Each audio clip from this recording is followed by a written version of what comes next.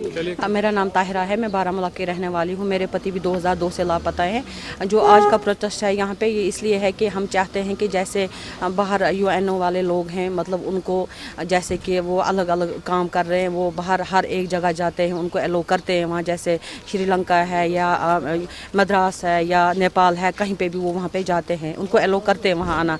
हम चाहते हैं कि यहाँ पे भी उनको भी एलो करने चाहिए ताकि वो भी देखें यहाँ के हालात कैसे हो रहे हैं और यहाँ पे क्या हो रहा है, और यहाँ पे इतने सारे लोग लापता हैं, उन पे कोई कदम नहीं उठा रहा है। हम चाहते हैं कि यहाँ की गवर्नमेंट ने कुछ नहीं किया।